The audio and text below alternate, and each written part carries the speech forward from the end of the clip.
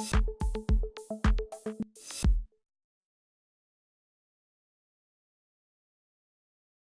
vous remercie d'être venu aujourd'hui écouter Chafik Achbila, que je remercie d'être venu de Lorient pour parler dans le cadre des séminaires du mardi de l'EHESP et de la chaire de recherche sur la jeunesse. Donc, Chafik est sociologue, chercheur associé au CRAPRE, et il travaille également pour Jeux de vie. Chafik vient nous présenter aujourd'hui les résultats d'une étude qu'il a conduite l'année dernière, donc sur le dispositif des emplois d'avenir. Donc, pour ne pas perdre de temps et laisser le plus de temps de parole possible à Chafik, voilà, je lui cède donc la place. Merci Virginie. Bonjour à toutes et à tous. Heureux d'être parmi vous aujourd'hui pour vous présenter les résultats d'une étude que nous avons menée dans le cadre de l'Institut Bertrand Schwartz sur les emplois d'avenir. Ça fait un petit moment avec Virginie quand je me disais que ce serait bien de la présenter dans le cadre de la chaire de recherche sur les questions de jeunesse et plus particulièrement un mardi puisque le format est approprié pour ça. Et en fait, on a un petit peu tardé puisqu'on attendait la publication des résultats de cette enquête, donc chose faite depuis la fin de l'année dernière dans le cadre d'un cahier de l'action, le numéro 45 en l'occurrence, emploi d'avenir, regard croisé d'acteurs. Alors je rectifie juste un peu les choses par rapport à ce qu'a dit Virginie. J'ai participé et largement contribué à cette enquête, mais elle a été coordonnée par une collègue sociologue, socio-économiste qui s'appelle Anne Le Bissonnet. Et donc, c'est surtout elle que vous retrouverez dans le cahier de l'action. Voilà. Alors, avant de vous présenter, de rentrer un peu dans les résultats de cette étude sur les emplois d'avenir et parler avec vous du dispositif des emplois d'avenir, j'aimerais commencer par vous présenter une vidéo dont je vais taire volontairement l'intitulé. Simplement vous dire qu'elle a été réalisée par un collectif de jeunes de diverses missions locales de France. Voilà, ils ont été plusieurs jeunes à se retrouver dans le cadre d'un collectif et à construire cette vidéo. J'aimerais vous la présenter parce qu'elle est extrêmement intéressante par rapport à ce que je compte vous dire après sur la question des emplois d'avenir.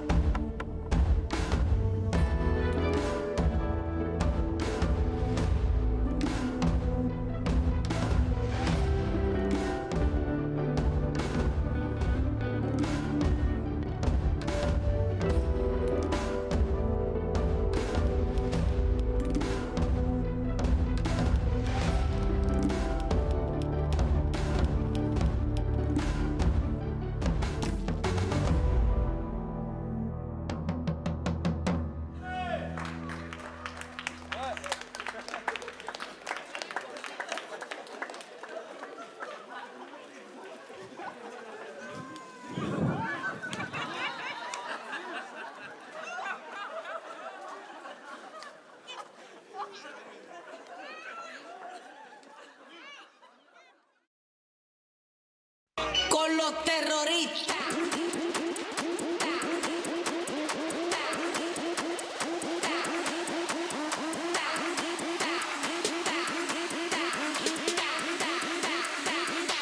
And do the Harlem Shake.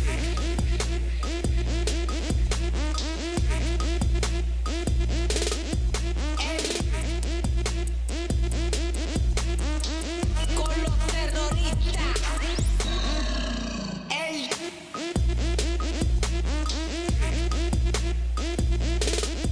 Ey.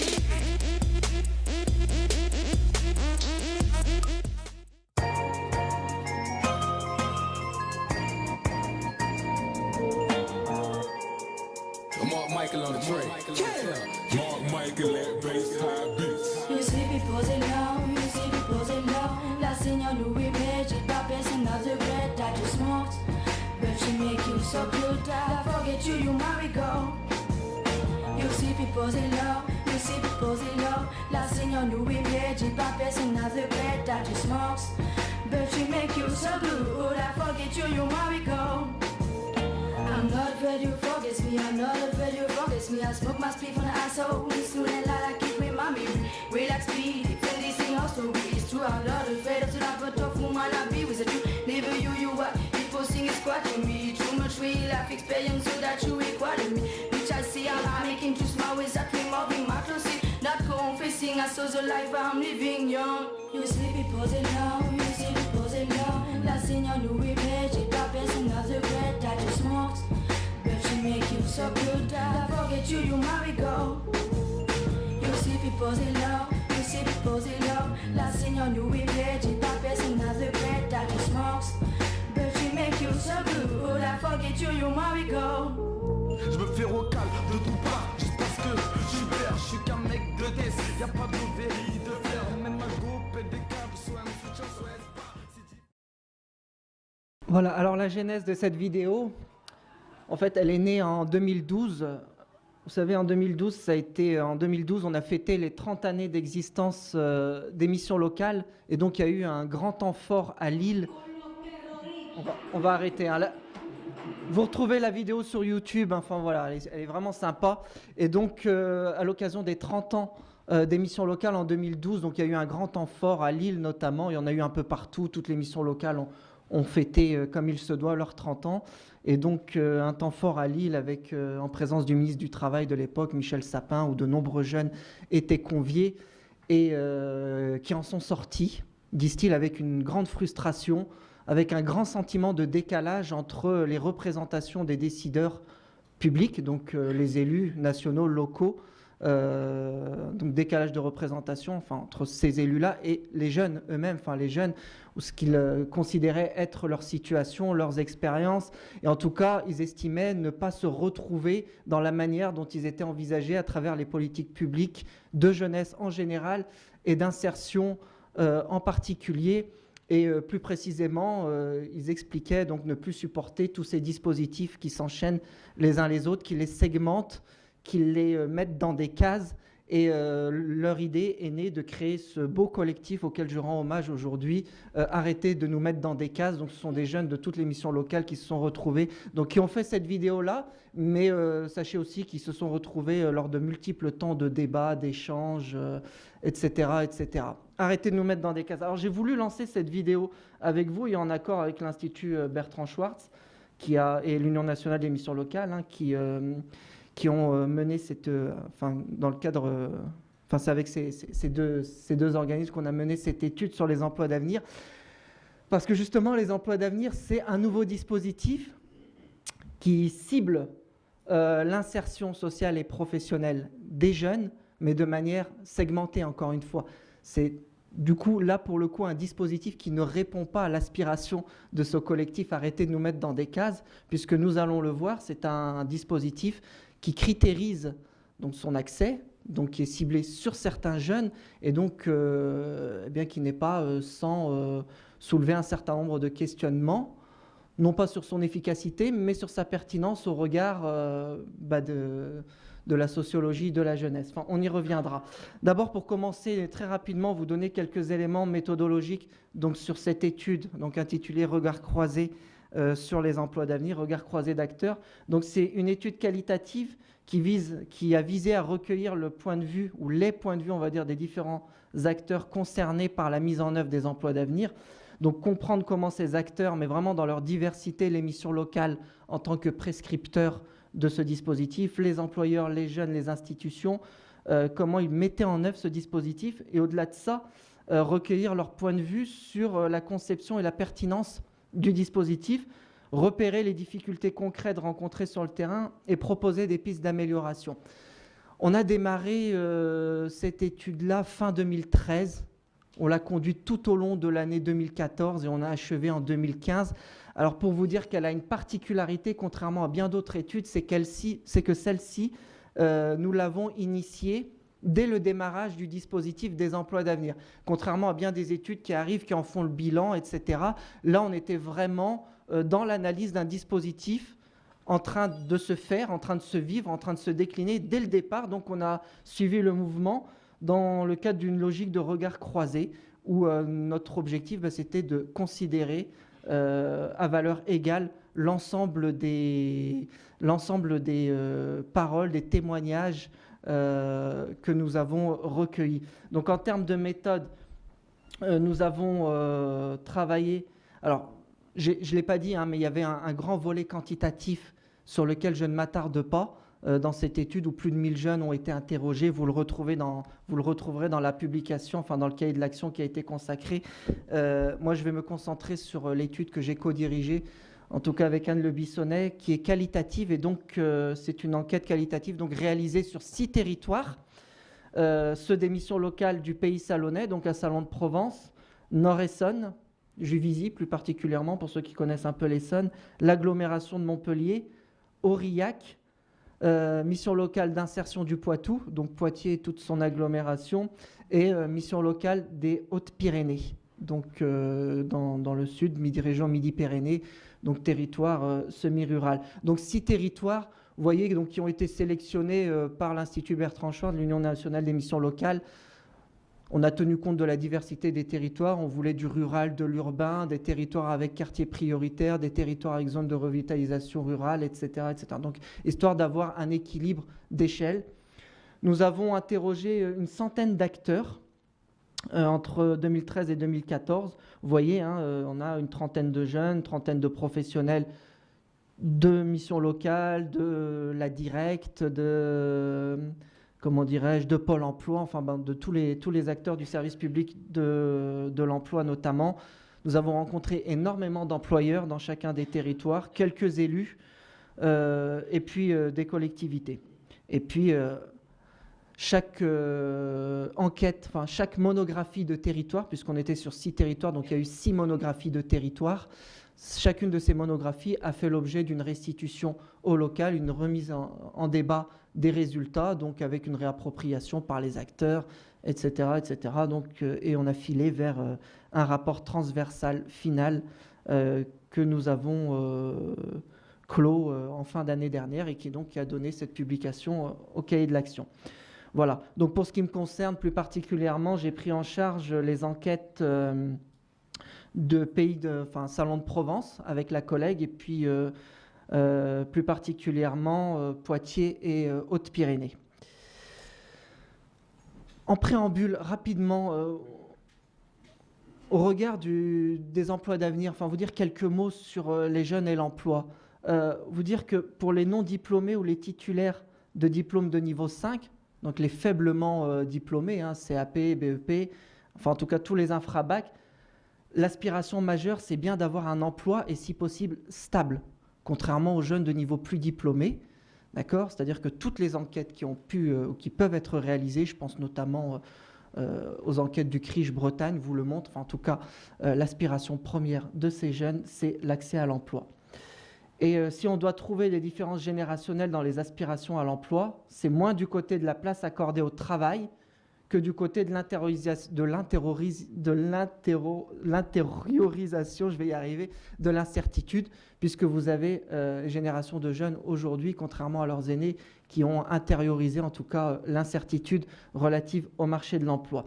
Puis ce qui est intéressant aussi de noter, comme le fait François Serfati dans son article dans le Cahier de l'Action, qui est un sociologue qui s'intéresse aux questions d'insertion des jeunes, c'est que dans cette période-là de la jeunesse, qui n'est pas encore l'âge adulte, qui n'est plus l'adolescence, enfin, en tout cas cette période d'entre-deux, situation d'insertion professionnelle, les jeunes témoignent aussi d'une aspiration à l'expérimentation.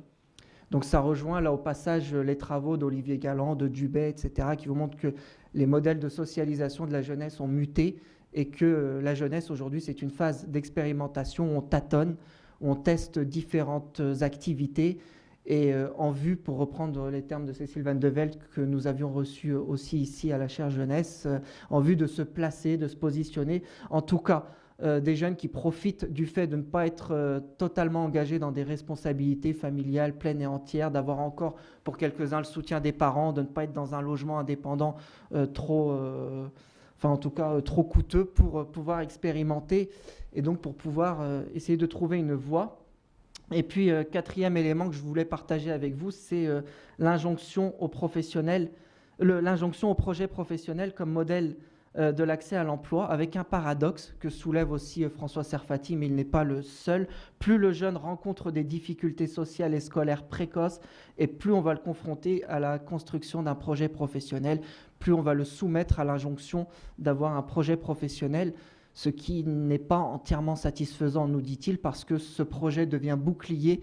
C'est un projet qui va servir d'image aux jeunes pour son estime de soi et pour pouvoir se protéger du regard d'autrui sur la fameuse question « qu'est-ce que tu comptes faire plus tard » ou « qu'est-ce que tu veux faire ?»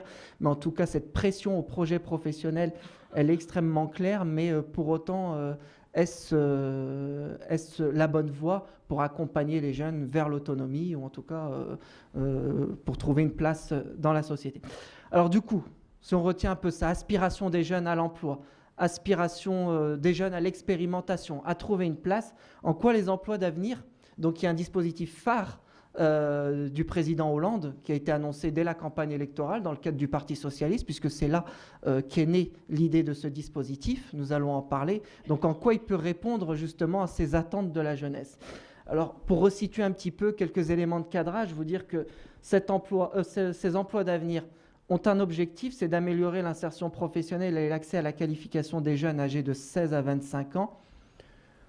En référence encore une fois à la vidéo, arrêtez de nous mettre dans vos cases, peu ou pas diplômé, donc niveau inférieur au bac, un jeune qui a le bac ne peut pas accéder à un emploi d'avenir et donc être à la recherche d'un emploi. Et à titre exceptionnel, les jeunes résidant en quartier politique de la ville, donc ce sont les quartiers prioritaires de la politique de la ville. Je ne reviens pas sur cette politique-là. Par exemple, Villejean, par exemple, Le Blône, il y en a, voilà.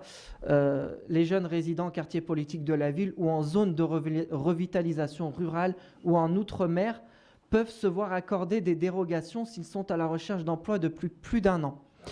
Alors, pour la petite histoire, ça fait partie des compromis politiques. Lorsque cette idée des emplois d'avenir a germé, là je fais une petite aparté, je vais essayer d'accélérer, mais c'est pour que vous compreniez bien le cheminement aussi d'un dispositif et de son compromis dans les arcanes du politique. Quand cette idée de dispositif a germé au niveau du Parti socialiste, dans un premier temps, il était fléché exclusivement jeunes des quartiers prioritaires, dont le taux de chômage est 2 fois plus élevé que celui de la jeunesse contemporaine. Donc il y a beaucoup plus de difficultés d'accès à l'insertion professionnelle dans les quartiers prioritaires qu'ailleurs. Donc au départ, il devait être fléché quartier.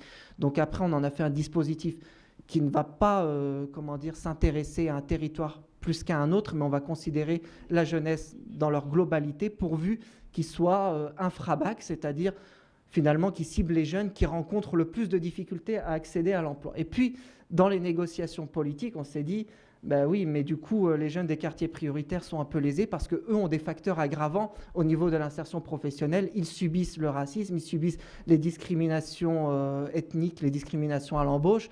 Ils ont des difficultés de mobilité. Enfin, il y a un certain nombre de facteurs aggravants qui font qu'il faut contrebalancer.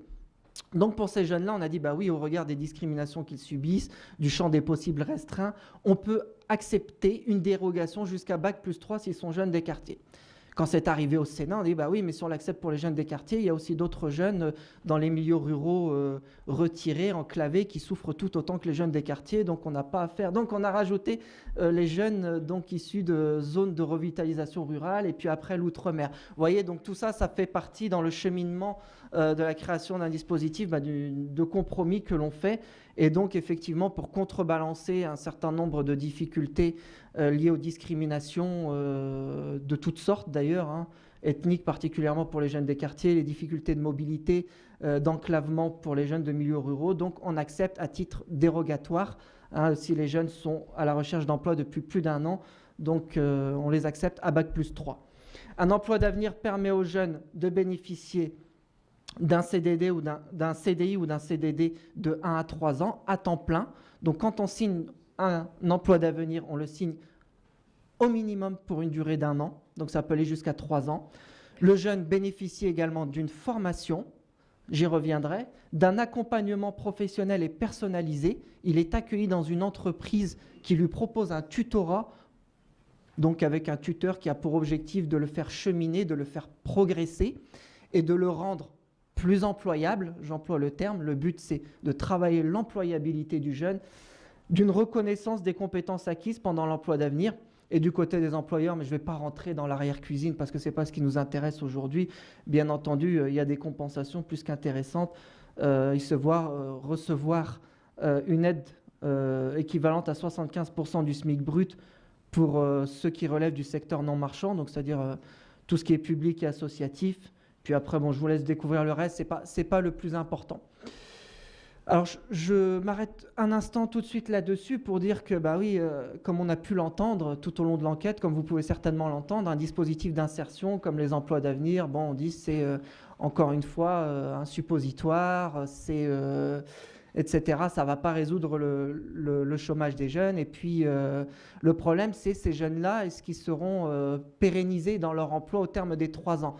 Alors autant s'arrêter un instant tout de suite pour vous dire que l'objectif premier des emplois d'avenir, c'est certes répondre à la demande d'emploi des jeunes dans un premier temps et immédiatement, mais c'est aussi et surtout de faire en sorte qu'au terme du cheminement dans l'emploi d'avenir, donc 1 à 3 ans, le jeune soit plus employable qu'il ne l'était à sa sortie de l'emploi d'avenir, donc que quand il y est entré. Autrement dit, peut-être que quand tu vas être embauché en emploi d'avenir dans telle ou telle association, tu n'auras pas, tu n'auras pas la certitude d'être embauché à la fin de ton contrat d'avenir, certainement.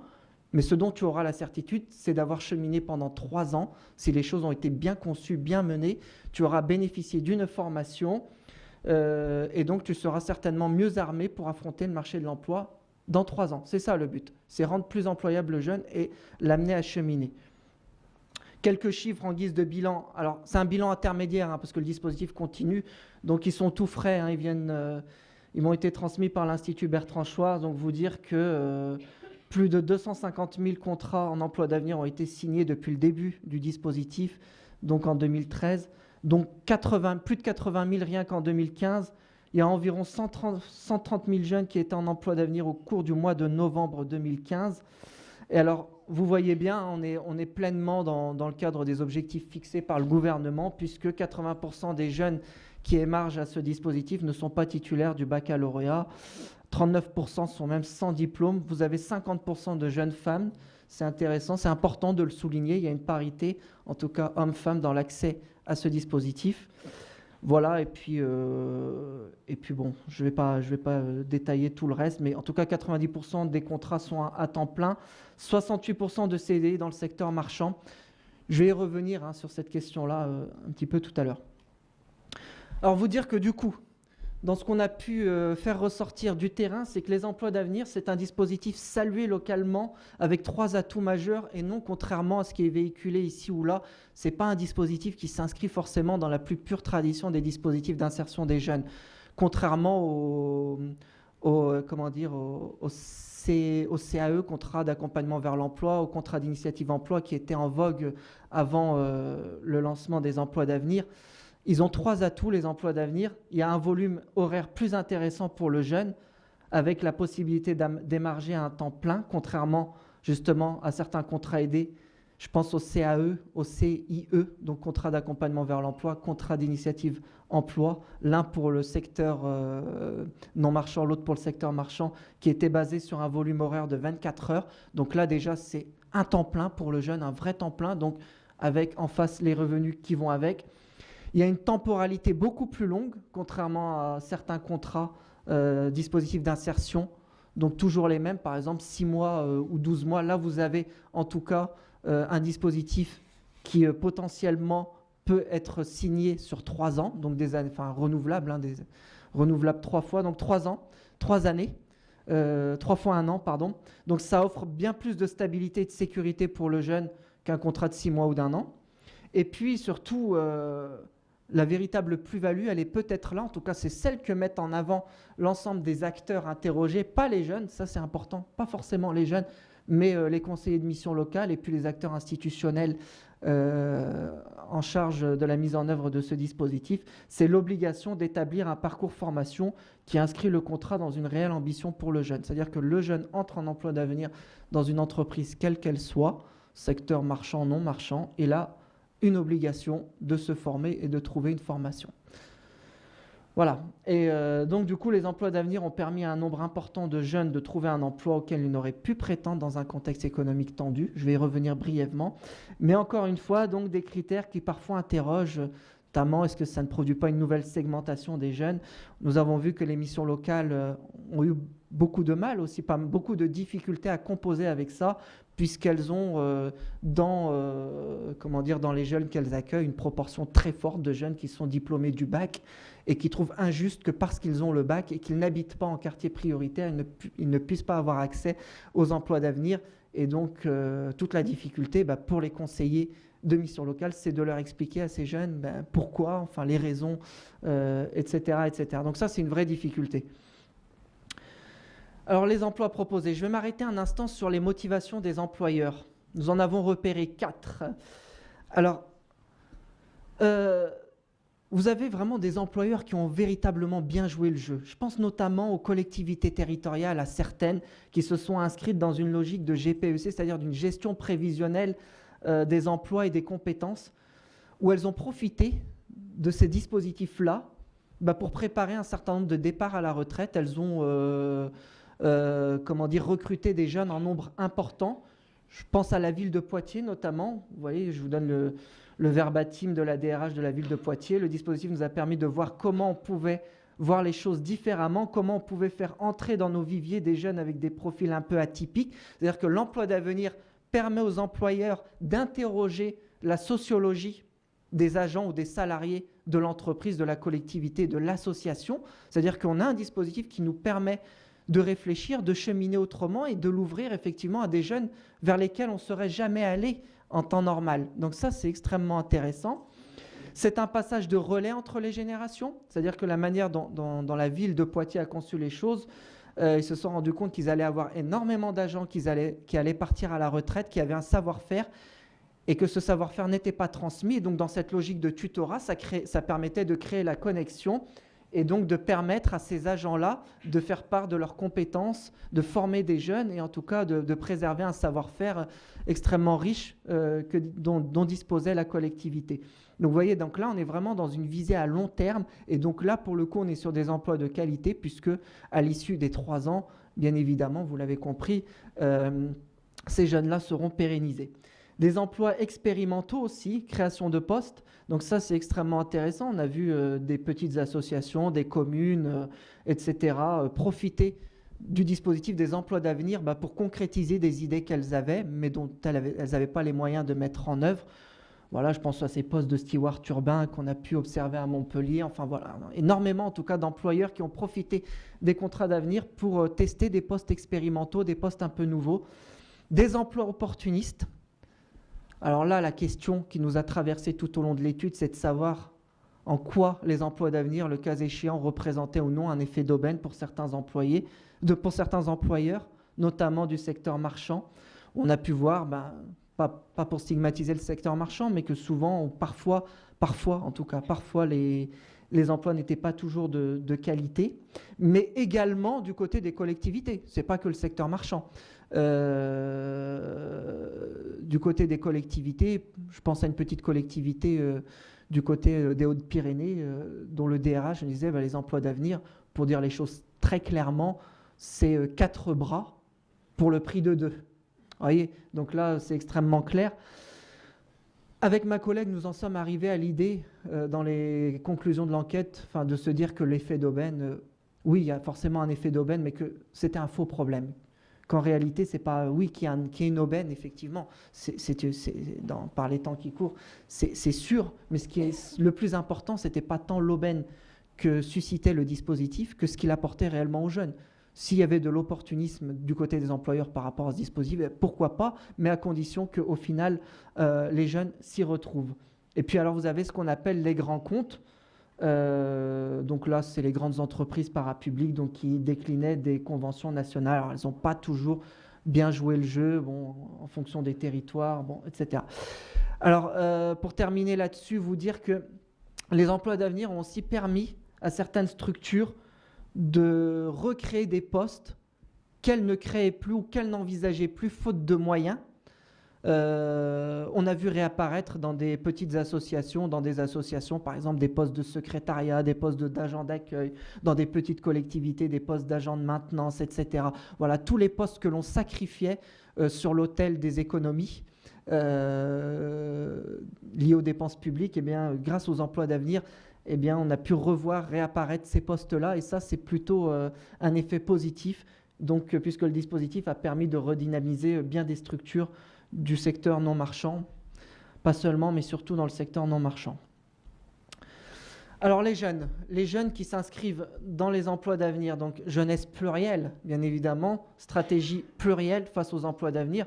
Donc le dénominateur commun de tous les jeunes, vous l'avez compris, c'est leur difficulté d'insertion professionnelle, mais une fois celle-ci levée par l'emploi d'avenir, tous les jeunes ne s'y engagent pas avec les mêmes aspirations et l'envisagent donc sous des angles variés. On a repéré, en gros, pour faire simple, vous savez, c'est beaucoup plus complexe que ça, mais les sociologues, vous savez, ils aiment bien catégoriser pour rendre un peu intelligible la complexité des choses. Bon, là, pour le coup, on a composé 3 catégories de jeunes en emploi d'avenir. Vous avez certains jeunes pour lesquels le plus important, c'est d'accéder à un emploi stable, quel qu'il soit. Donc, ce sont des jeunes peu ou pas diplômés, peu qualifiés, donc aucune expérience professionnelle significative, si ce n'est une accumulation d'emplois précaires.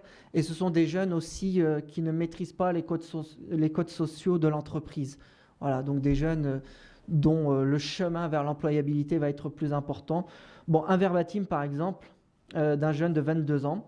Mon premier objectif, c'était de travailler pour gagner de l'argent car ma situation était difficile. Je n'avais pas particulièrement le projet professionnel de travailler à l'hôpital. Si on m'avait retenu dans une entreprise de BTP, j'y serais allé. Sans les emplois d'avenir, j'aurais jamais trouvé un tel emploi. Bon, vous voyez, voilà. Donc là, ce qui importe, c'est pas tant le projet et le contenu, mais c'est le contenant, c'est l'emploi et le statut qu'il confère.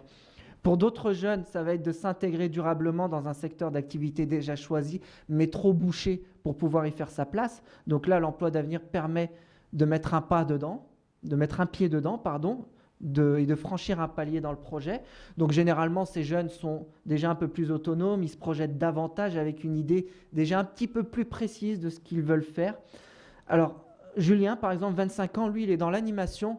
Alors pour celles et ceux qui connaissent le secteur de l'animation, surtout de l'animation des temps périscolaires, tout ce qui a trait à la réforme des rythmes scolaires notamment. Donc c'est un secteur extrêmement précaire. Lui, je l'ai rencontré à Poitiers.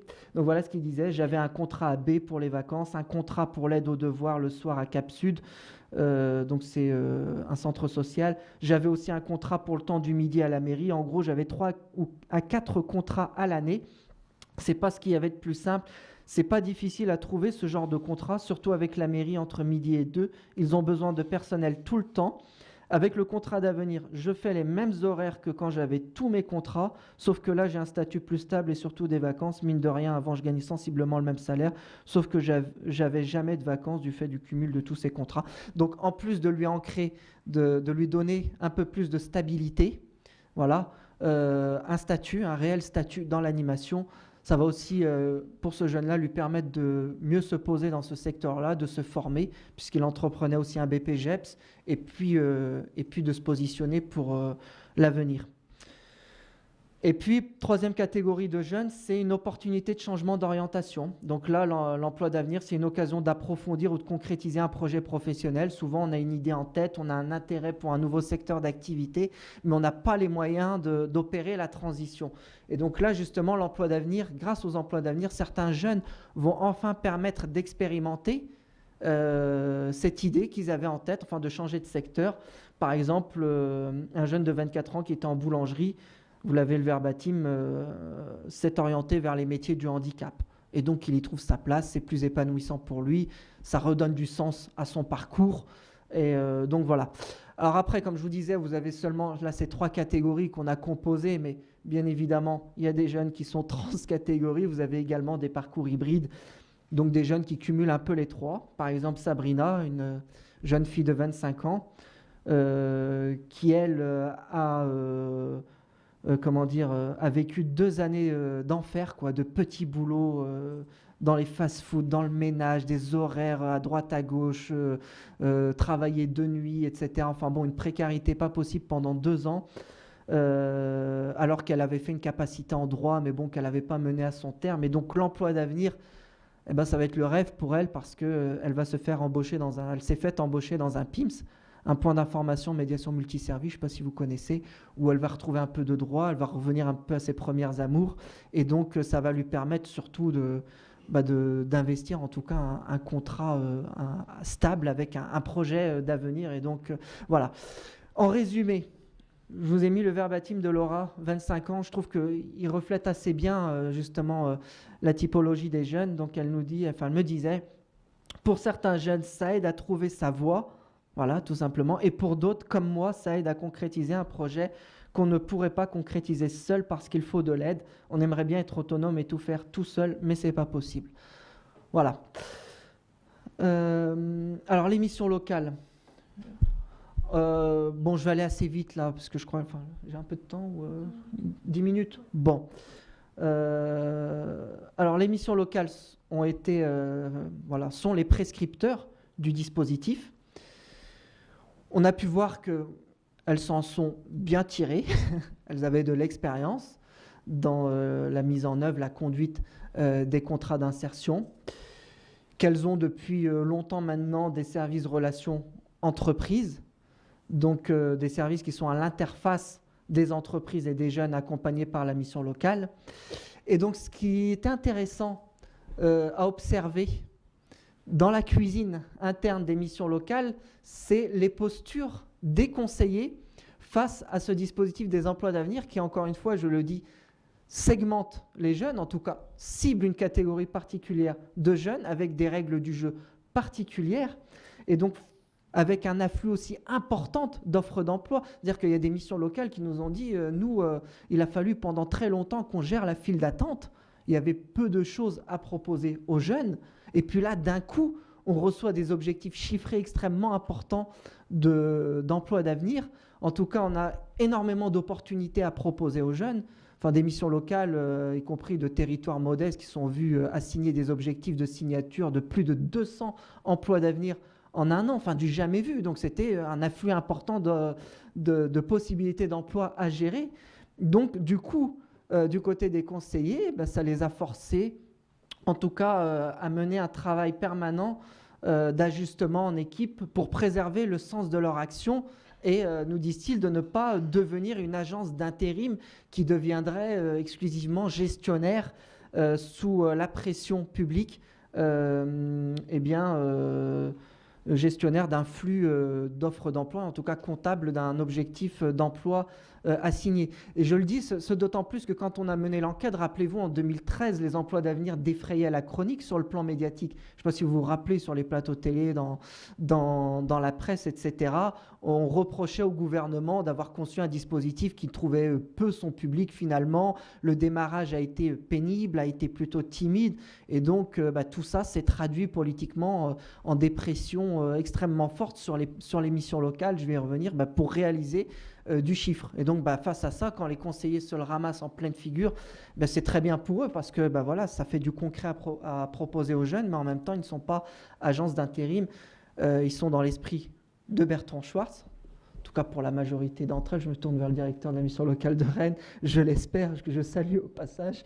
En tout cas pour l'écrasante majorité d'entre elles, je l'espère, et donc ce ne sont pas des agences d'intérim.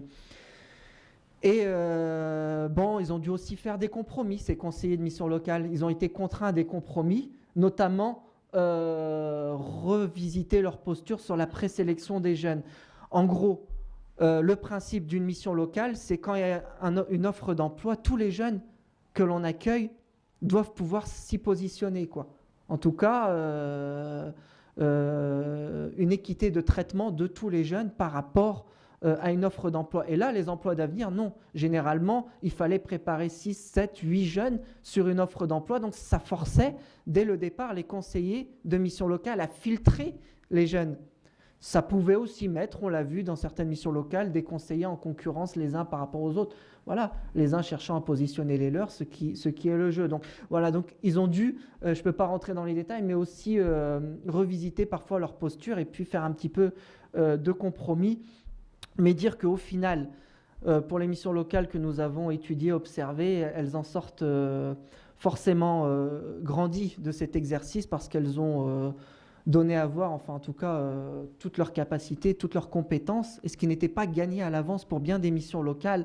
Ça s'est fait parfois au terme d'un processus tendu, et là, on a pu s'apercevoir qu'un certain nombre de missions locales, encore du côté de certains acteurs institutionnels, la Directs, de Pôle emploi, mais aussi des employeurs, faisaient l'objet d'un certain nombre de représentations. Donc, elles étaient tout le temps... sur ces missions locales planait tout le temps un soupçon de favoritisme de certains jeunes, de ne pas être assez rigoureuses, etc., etc. Et donc, il y a eu énormément de frottements entre ces missions locales. Ok, j'accélère.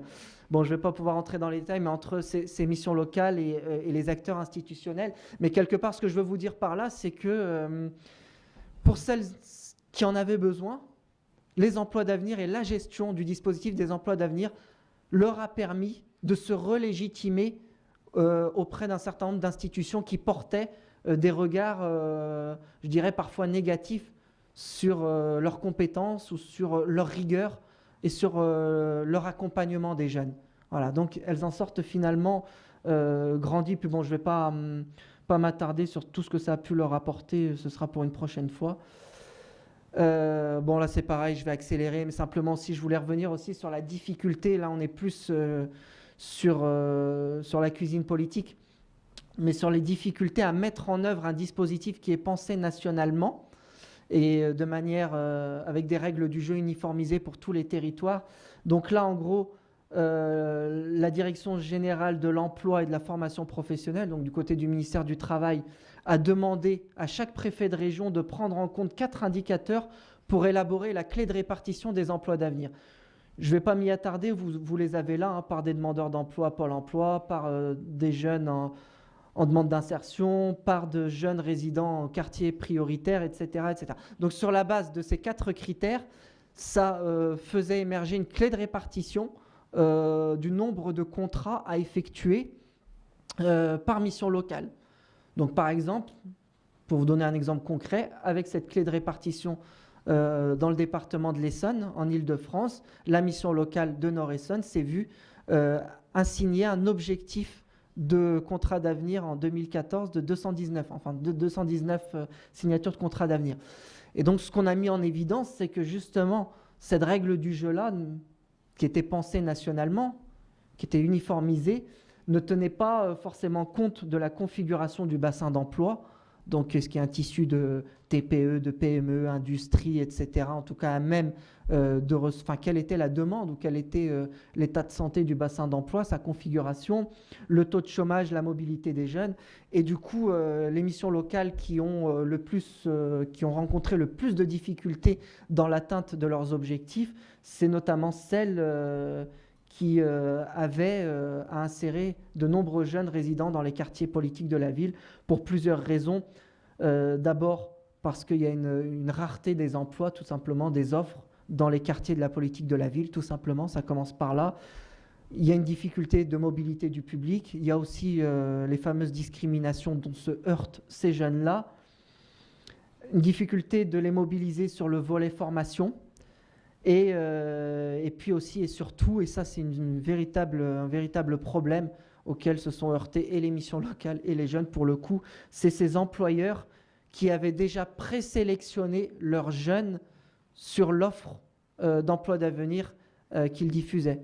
Ben oui, et donc, bon, ça, les missions locales ont dû aussi composer avec ça, avec plus ou moins de marge de manœuvre face à la pression de l'employeur. Mais voilà, vous aviez des offres fermées où l'employeur avait déjà son jeune, il venait, moi, ce sera celui-ci. Au passage, les taux de rupture, pour la petite histoire, c'est avec ces employeurs-là que les taux de rupture ont été les plus forts. C'est-à-dire des employeurs qui venaient en disant « moi, je veux ce jeune-là ». Mais oui, mais le jeune n'a pas fait l'objet d'une préparation, d'un accompagnement par la mission locale, etc., etc. Et donc, finalement, bah oui, donc on ne s'étonne pas que le taux de rupture est le plus important dans ces situations-là. Voilà. Je voulais vous dire quelques mots sur la formation, mais bon, je crois que du coup, on va... Bon, c'est au regard du public, au regard du parcours du public. Enfin, la formation, ça a été aussi un volet extrêmement compliqué. C'est une des véritables plus-values de ce dispositif des emplois d'avenir, mais extrêmement compliqué à mettre en œuvre, parce que quand un jeune, en tout cas de ce profil-là, aspire à un emploi d'avenir, il n'est pas forcément dans une demande stricto sensu, en tout cas au départ, de formation. Et donc aussi, si ces jeunes sont peu diplômés, pas diplômés, en tout cas infra-bac, vous l'aurez compris, ils ne sont pas en odeur de sainteté avec tout ce qui peut leur rappeler de près ou de loin les codes de l'institution scolaire. Donc c'est beaucoup plus difficile d'inscrire ces jeunes-là en formation. Et puis, tout simplement, il y a le contenu même de la formation. Là, donc, du coup, de ce côté-là, les règles du jeu sont restées relativement ouvertes, mais une difficulté certaine à définir les objectifs, les contenus d'une formation pour les jeunes. Est-ce qu'on est sur de l'adaptation à un poste d'emploi, sur de la préqualification, de la qualification? Je pourrais ajouter dans la complexité en se disant, est-ce que le jeune, parce qu'il est dans un emploi d'avenir en boulangerie, est-ce qu'il peut faire une formation dans l'animation socioculturelle? A priori, en principe, oui, mais est-ce que l'employeur l'accepte? Etc., etc. Enfin, en tout cas, et puis la question des financements, extrêmement complexe. Et je m'arrête là, me dit Virginie. Voilà, j'avais 2-3 autres trucs. Enfin, voilà, de toute façon, ça va, je suis... c'est pareil, de toute façon, voilà, il me dit qu'il faut que j'arrête aussi, donc ça tombe bien. Bon, oui, je vais m'arrêter là. Voilà. Merci beaucoup, Chafik. C'est pour laisser le temps à éventuellement à quelques questions, comme nous devons laisser l'amphi à 14h exactement. Voilà, on a 10 petites minutes pour un échange de questions-réponses. Oui.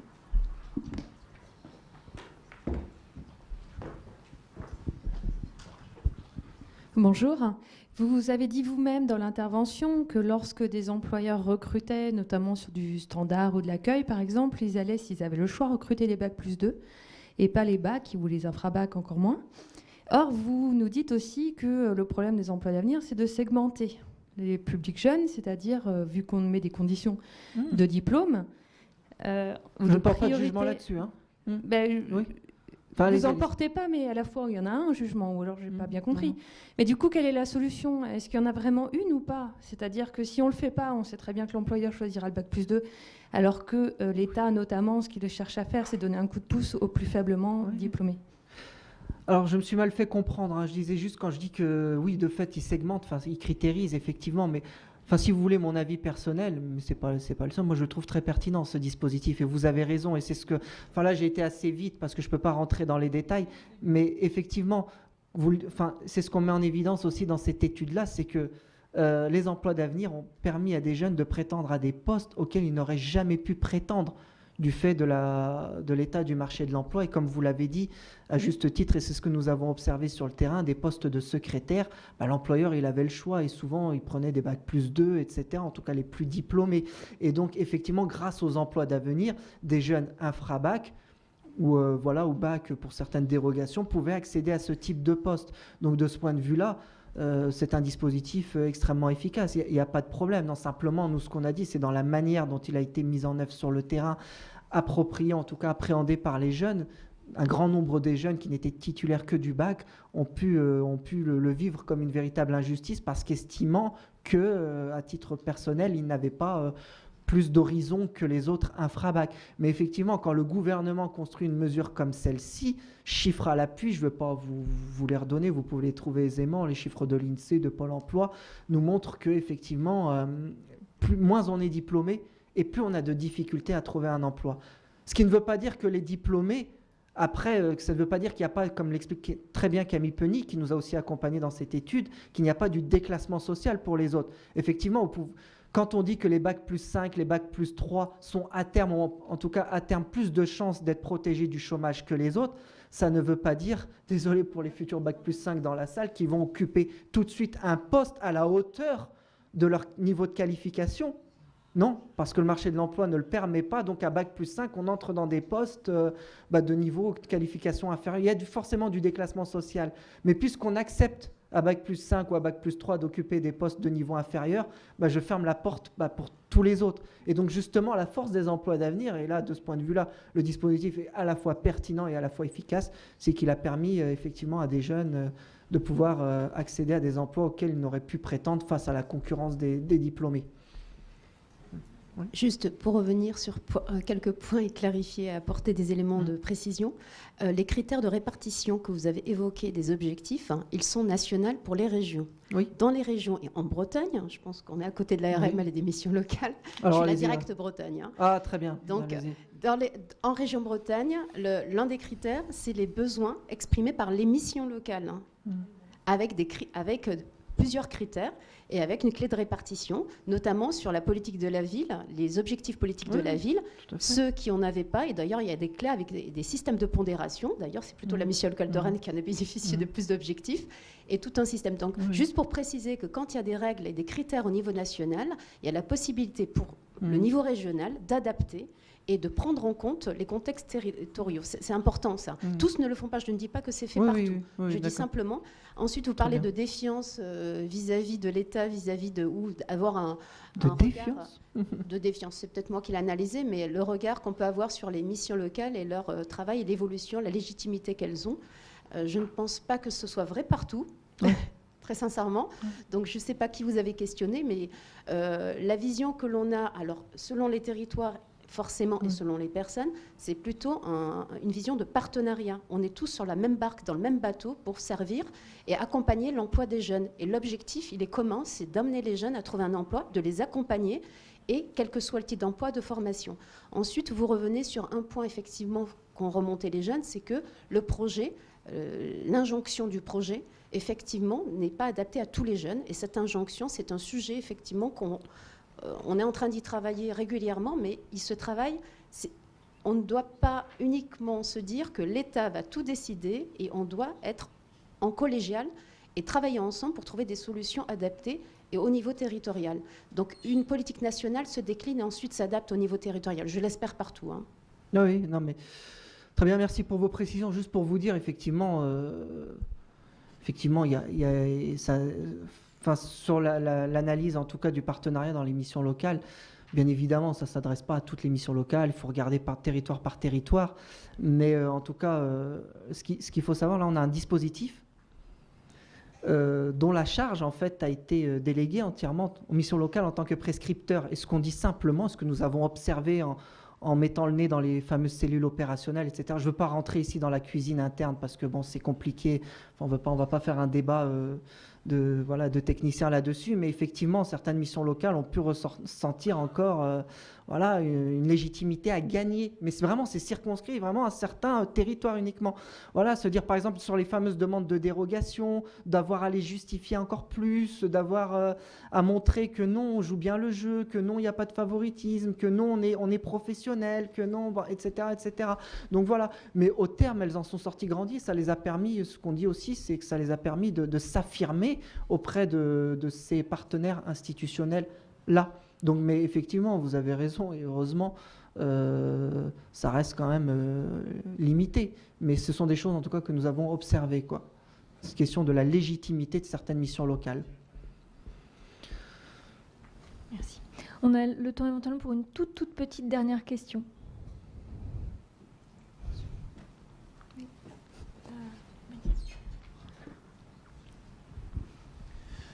Vous avez très bien décrit du côté aussi employeur. Il y avait des parties opportunités, aubaines, des parties réellement GPMC.